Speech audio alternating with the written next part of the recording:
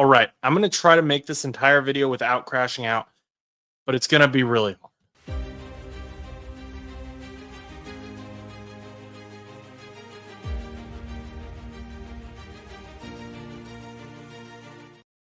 Hey guys, it is Josh here from No Butts About It. And yes, this is a rare nighttime video, but I have responded to the same text multiple times. So I'm just going to record this video and send it to people instead. And so if you texted me and received a video link, this video is for you. If you didn't text me and just clicked on the thumbnail, thanks for stopping by. I'd love to have you here. Make sure to subscribe so you don't miss any of our future videos.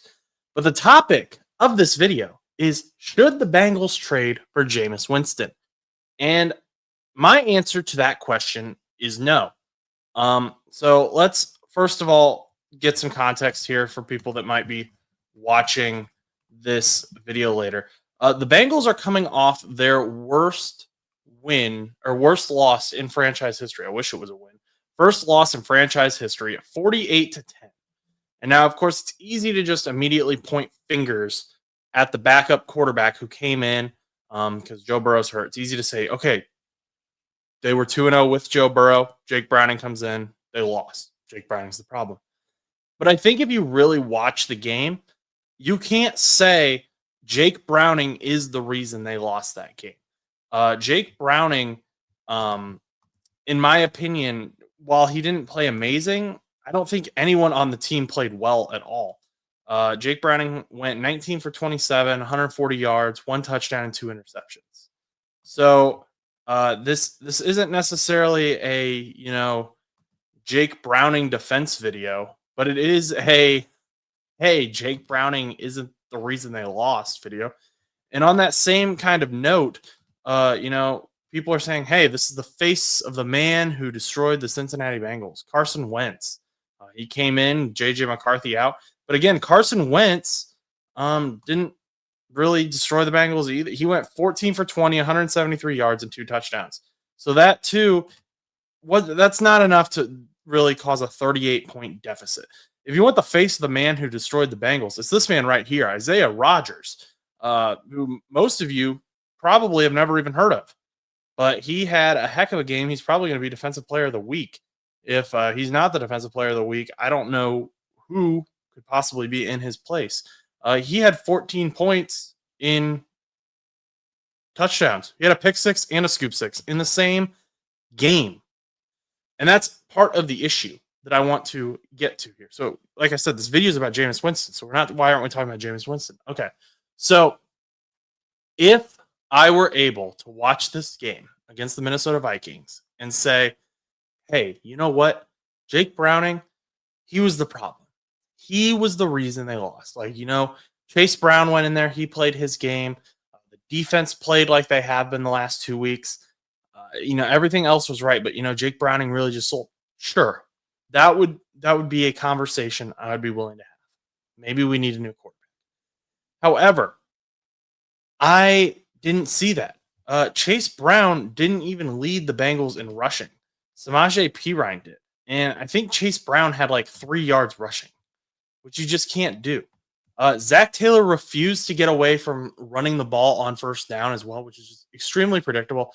The Atlanta Falcons the week before ran the ball on first down a lot, and they ran the ball a lot on the Vikings, and it worked. And I think Zach Taylor thought that was going to work for the Bengals, and then it didn't work, and then he didn't adjust. So that was a whole nother issue. But you had no run game. So there's issue number one. I mean, Samaje Perine did okay for the Bengals, but he also fumbled. He had 4 carries for 21 yards, and he led the Bengals in rushing. You can't have that. That's not acceptable. Jamar Chase, they tried to get him the ball a little bit, but it wasn't really, it wasn't great. It wasn't where we needed to be. So Jameis Winston, my opinion is that people think that Jameis Winston is going to do better because they recognize the name. Jameis Winston has a much more recognizable name than Jake Browning. However, we have seen both of these players start significant amounts of snaps, okay? So Jake Browning in 2023 in Zach Taylor's system started for 7 games. He went 4-3, okay? Was it amazing? No. Was it terrible? No. Now, a lot of the people arguing for Jameis Winston to be traded to the Cincinnati Bengals say, hey, look at what he did in 2024 with the Browns. That was great. It was fun. It was exciting. Except he went 3-9. He actually did worse. That is a worse percentage of wins than what Jake Browning had when he started. He went 3-9. Okay. Well, he has the potential to give you a 500-yard game, and Jake Browning doesn't have that.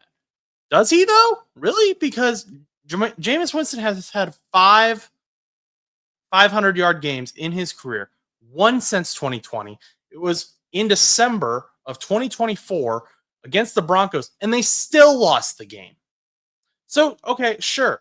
Jameis Winston might be able to come out and throw for 500 yards, but can he win you games? Because that's ultimately what matters in the end. Is he going to clutch up and win you games? And this isn't an anti-Jameis video.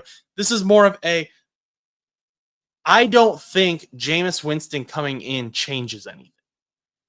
And if we're going to have the same results, if we're only going to have 4 wins the rest of the season, I'd rather do it with Jake Browning, who's already on the team, than trade for Jameis Winston to get the same exact results we would have had with Jake Browning on the team, with Jake Browning as the starting quarterback. I don't think that there is a good investment to be had right now. As recent as late last month, about a month ago now, the Giants GM said Jameis Winston is not for trade. He was rejecting 4th and 5th round pick trade offers for Jameis Winston. They value him very highly, despite him being their quarterback 3 over there in New York.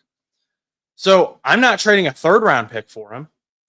I would probably give up a conditional 6th, maybe a conditional 5th at the most. But that's if I'm even open to the conversation, which I'm not. I don't watch this game and see, hey, Jake Browning lost it. He was the reason. The Bengals did not come in with the mindset that they were going to use their weapons to help their backup quarterback. They came in with the mindset that they could run the ball down the Minnesota Vikings' throats. And that was what was going to win them the game. But they didn't. They weren't able to, and they didn't adjust. They did for a little bit, and it started to work. They started passing on first down, getting the ball into Jamar Chase's hands. But then those guys started falling apart. Noah Fant fumbled. Jamar Chase fumbled. Samaje Perine fumbled. You cannot have a game with a backup quarterback where your number 2 player behind Joe Burrow is fumbling the ball. That is just unacceptable. This whole game was unacceptable, and it needs to be fixed. And as fans, I think we need to recognize that this is hopefully just an outlier and not overreact to it too much by suddenly demanding that the Bengals do this trade that isn't going to change anything. That isn't going to help the culture. It isn't going to fix the root of the problem, and that was discipline today. The Bengals had 4 turnovers in the first half. Even if Jameis Winston's in there. All things the same, let's eliminate the 14 points you may want to give them from Jake Browning stuff and assume that Jameis Winston doesn't throw an interception or a pick 6. They still lose by a lot. They still lose 34-10. Okay? That doesn't fix anything. There's a bigger issue here than the quarterback. And I am not ready to say the Bengals need to invest in a different quarterback because I don't think that that Jameis Winston is that answer. And I think the investment is too high. So hopefully that makes sense. Like I said, I'm kind of just writing this in response to a bunch of text messages I've gotten about it. I don't think Jameis Winston is the answer. The defense played very well in the first half. Carson Wentz only had 10 points. Again, this guy is the one who killed us on defense. They had mostly defensive points by the end of the first half. The Bengals had, I think, 3 sacks at the end of the first half. Chris Jenkins stepped up, and then they just came out in the second half, and they were just uninspired. They were slow.